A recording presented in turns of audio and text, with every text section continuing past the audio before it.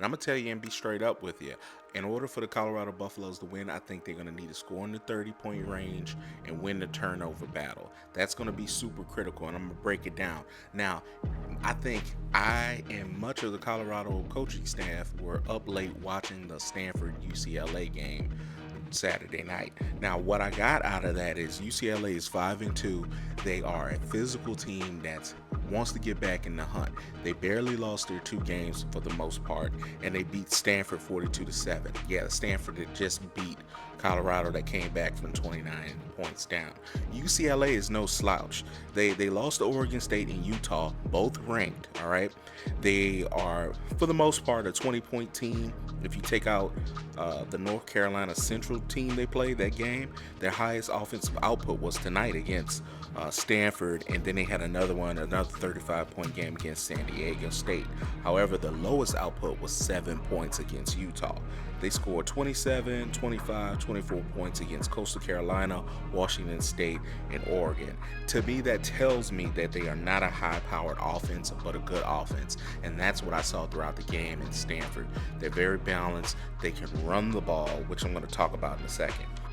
So I think Colorado has to be in the 30s to win this game. Now, why do I say that? The big problem is UCLA's defense is really, really good. In their 2 losses, they held Utah to 14 points, and then they gave up 36 points to Oregon State, all right?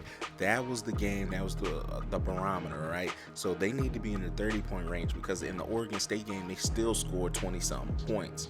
And with that being said, we don't know what quarterback they're going to use for the most part. They benched Dante Moore and started Garbers for the Stanford game. Garbers performed really, really well. Dante Moore is an ultra-talented freshman, but he had 10 touchdowns to 7 interceptions. He was just turning the ball over too much. Garbers is no joke. He can actually play.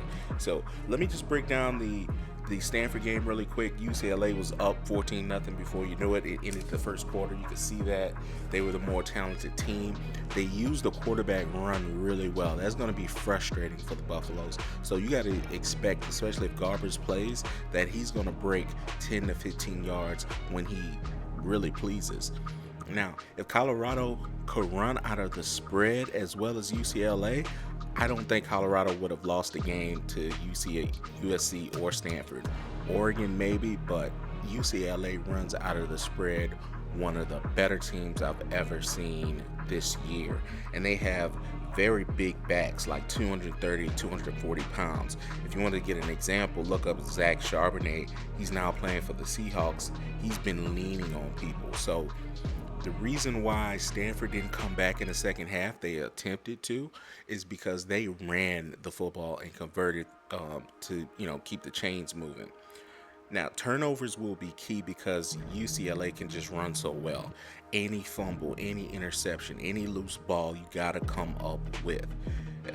I think that there was a lot of blue in Stanford Stadium. I went over the last game. I didn't think Stanford would travel well, but there was a lot of blue still in Stanford Stadium. And next week, Colorado's going to be on the road, or this week, they're going to be on the road going to Rose Bowl. If you get a chance to go to Rose Bowl Stadium, it's one of the better stadiums I've ever been to. It's beautiful. But anyway, it was 21-0 halftime. Overall, it went to 28-0. What I got out of UCLA's offense, they just weren't in a rush. They're not an up-tempo team. You can kind of see that in the way they score. They're very intentional. They're a physical team. They're sharp on offense. They like to execute, which to me shows Chip Kelly's fingerprints all over that. He used to be an up-tempo coach. He's slowed it down considerably, and it's about execution. And that NFL kind of approach, methodical approach, is now being seen with this particular team. Now, the receivers catch. There was not a lot of drops. The backs are going to lean on you, especially in the second half, which they did against Stanford. So it was a very similar game to Colorado. They were up a lot, but again, they had a better defense. They did not give up any big plays, and they just kept the chains moving. And before you knew it, the game was over. It's 42-7. So I think, it's going to be a super, super tough game.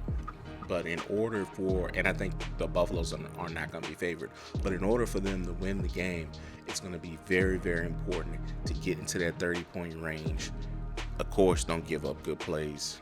Be okay that the quarterback's going to be frustrating, but you have to win the turnover battle. Stanford didn't really get any turnovers in this game. They had a blocked field goal and another missed field goal later, but they have to get interceptions. You have to be able to get loose balls, and especially when they run well, you got to be tugging at the ball. So to me, a lot of the defensive drills for the Colorado Buffaloes this week should be grabbing, should be desperately trying to punch the ball out, because that's the only way you're going to get UCLA's offense off schedule, because they're on a schedule and it's not a fast one. It's very intentional. Before you know it, they can get 20 something points and then run the clock out. So they're a very, very talented team. And you got Chip Kelly coming up here. He's played in so many big games. He doesn't care if it's a sellout. He's been he's played a national championship, not played, but coaching the national championship with Oregon. He's been at a bunch of NFL clubs, and now he's here at UCLA for, I guess, his 6th year. He's used to big games. It's not going to be a thing that's going to throw him off. So you got to expect a prepared football team at UCLA at the Rose Bowl. So Colorado, you got your work cut out for you. But those are the keys to win. If you like what I'm saying, please, like, subscribe, put a comment in, and I appreciate y'all. Heritage Sports.